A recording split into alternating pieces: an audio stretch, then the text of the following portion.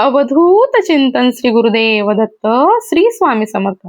नमस्कार स्वामी भक्तांनो, आपल्या सर्वांच्या अत्यंत लाडक्या आणि श्रद्धेच्या अशा श्री स्वामी समर्थ या मराठमोळ्या चॅनलवर तुमचं सर्वांचं मनपूर्वक स्वागत. मंडळी, तुमच्या घरातील स्वयंपाक घरामध्ये देवघर आहे का? जर तुमचं उत्तर हो असेल तर आजचा हा व्हिडिओ तुम्ही अगदी शेवटपर्यंत नक्की पहा. कारण अनेक वेळा आपण घरामध्ये सुख, शांती, समाधान आणि सकारात्मकता यासाठी विविध उपाय करत असतो.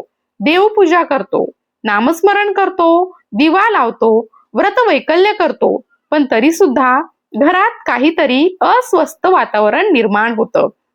आपल्याला ते जाणवत राहतं. कधी कधी कारण समजत नाही. घरात विनाकारण तणाव निर्माण होतो. मन शांत राहत नाही. कामांमध्ये अडथळे येऊ लागतात आणि मग आपण त्यामागचं कारण शोधण्याचा प्रयत्न करतो. परंतु अनेक वेळा आपल्यालाही वाटतही नाही की यामागचं कारण आपल्या घरातील देवघराची मांडणी देखील असू शकते. विशेषतः जेव्हा देवघर हे स्वयंपाकघरात असतं. मंडळी, आजकालच्या धावपळीच्या जीवनात आणि छोट्या फ्लॅट संस्कृतीमध्ये प्रत्येकाला स्वतंत्र पूजा खोली ठेवणं शक्य होत नाही. जागेची मर्यादा असते. अशा वेळी अनेक कुटुंब अत्यंत श्रद्धेने आपल्या स्वयंपाकघरामध्येच देवघराची स्थापना करतात आणि यामध्ये काहीही चुकीचं नाही. पण काही गोष्टींची काळजी घेणं अत्यंत आवश्यक असतं. कारण देवघर हे केवळ मूर्ती किंवा फोटो ठेवण्याचं ठिकाण नसतं. ती आपल्या श्रद्धेची, विश्वासाची आणि आध्यात्मिक ऊर्जेची जागा असते. म्हणूनच आज आपण अशा 5 महत्वाच्या चुका जाणून घेणार आहोत, ज्या अनेक घरांमध्ये नकळत घडतात. आणि या चुका टाळल्या तर घरातील वातावरण अधिक प्रसन्न आणि सकारात्मक राहण्यास मदत होऊ शकते. चला तर मग सुरू करूया. सर्वात पहिली आणि अत्यंत महत्वाची चूक ती म्हणजे गॅस शेगडीच्या अगदी जवळ किंवा वर खाली देवघर ठेवणं. मंडळी, वास्तुशास्त्रामध्ये प्रत्येक गोष्टीचं एक वेगळं महत्व सांगितलेलं आहे. स्वयंपाकघरातील चूल किंवा गॅस हा अग्नी तत्वाचं प्रतीक मानला जातो. तर देवघर हे पवित्रतेचं आणि आध्यात्मिक ऊर्जेचं स्थान मानलं जातं. जेव्हा ही दोन्ही स्थानं एकमेकांच्या अतिशय जवळ येतात तेव्हा त्या जागेत संतुलन बिघडू शकतं असं मानलं जातं. याशिवाय आणखी एक व्यावहारिक कारण आहे. दररोज स्वयंपाक करताना उष्णता निर्माण होते. तेलाचे सूक्ष्म कण हवेत पसरतात. धूर निर्माण होतो. हे सर्व देवांच्या मूर्तीवर किंवा फोटोवर बसत जातं. काळानुसार त्या मूर्तींची स्वच्छता आणि पवित्रता राखणं कठीण होऊ शकतं. म्हणून शक्य असेल तर देवघर आणि गॅस यांच्यामध्ये योग्य अंतर ठेवण्याचा प्रयत्न करावा. आता जाणून घेऊया दुसरी महत्वाची चूक. ती म्हणजे पाण्याचा सिंक आणि देवघर अगदी एकमेकांच्या शेजारी असणं. मंडळी, वास्तुशास्त्रात अग्नी आणि जल या दोन्ही तत्वांना विशेष महत्व दिलेलं आहे. दोन्ही आवश्यक आहेत. दोन्ही जीवनासाठी महत्वाचे आहेत. परंतु त्यांचं योग्य संतुलन असणं गरजेचं आहे. जेव्हा सिंकच्या अगदी जवळ देवघर असतं तेव्हा भांडी धुताना उडणारं पाणी, ओलावा आणि अस्वच्छता देवस्थानापर्यंत पोहोचण्याची शक्यता वाढते. त्यामुळे त्या जागेची स्वच्छता कायम राखणं अवघड होऊ शकतं.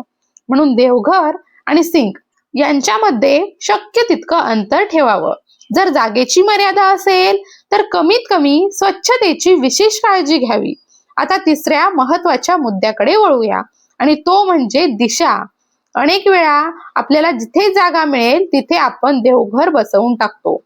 पण वास्तुशास्त्रानुसार देवघराची दिशा अत्यंत महत्वाची मानली जाते. विशेषतः ईशान्य दिशा म्हणजे उत्तर पूर्व कोपरा हा देवघरासाठी शुभ मानला जातो. ही दिशा आध्यात्मिक ऊर्जेशी संबंधित असल्याचं मानलं जातं. जर किचन मध्ये अशी जागा उपलब्ध असेल तर देवघर तिथे ठेवणं अधिक योग्य मानलं जातं. आणि जर तसं शक्य नसेल तर पूजा करताना पूर्व दिशेकडे तोंड येईल अशी व्यवस्था करण्याचा प्रयत्न करावा. यामुळे पूजा करताना मन अधिक एकाग्र होण्यास मदत होते. आता चौथ्या चुकीबद्दल बोलूया. ही चूक अनेक घरांमध्ये नकळत घडत असते. ती म्हणजे देवघराच्या आसपास जुनी भांडी, रिकामे डबे किंवा कचऱ्याचा डब्बा ठेवणं. मंडळी, आपण देवासमोर जातो तेव्हा मनात पवित्र भावना घेऊन जातो आणि मग त्या जागेभोवतीची स्वच्छता देखील तितकीच महत्वाची ठरते. देवघराच्या खाली किंवा आसपास अनावश्यक वस्तूंचा ढीग साचू देऊ नका. कचऱ्याचा डबा तर शक्यतो त्या भागापासून दूरच ठेवा. देवघराचा परिसर स्वच्छ, नीटनेटका आणि प्रसन्न ठेवण्याचा प्रयत्न करा. त्यामुळे त्या जागेकडे पाहिल्यावर मनाला देखील आनंद वाटतो. आणि आता 5वी आणि अत्यंत उपयुक्त गोष्ट, ज्याबद्दल फार कमी लोकांना माहिती असतं, ती म्हणजे देवघराला पडदा लावणं.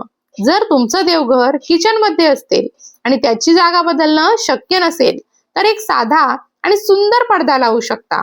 जेव्हा स्वयंपाकघरातील इतर कामं सुरू असतील किंवा जेवण बनवण्याची लगबग असेल तेव्हा हा पडदा लावून ठेवता येतो.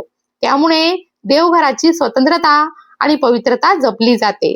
हा अत्यंत सोपा उपाय आहे, पण अनेक कुटुंबांना तो उपयुक्त ठरतो. मंडळी, सर्वात महत्वाची गोष्ट म्हणजे देव आपल्या मनातील भावना पाहतो. प्रत्येकाला मोठं घर किंवा स्वतंत्र पूजा घर मिळेलच असं नाही, पण जिथे श्रद्धा आहे, जिथे स्वच्छता आहे, जिथे भक्तिभाव आहे, तिथे देवाचं वास्तव्य नक्कीच असतं. म्हणून चिंता करू नका. फक्त या काही साध्या गोष्टी लक्षात ठेवा आणि शक्य तितक्या प्रमाणात त्यांचं पालन करा. आपलं देवघर स्वच्छ ठेवा, दररोज दिवा लावा, नामस्मरण करा आणि श्रद्धा कायम ठेवा. कारण श्रद्धेपेक्षा मोठी शक्ती दुसरी कोणतीच नाही. भिवू नको, स्वामी सदैव पाठीशी आहेत.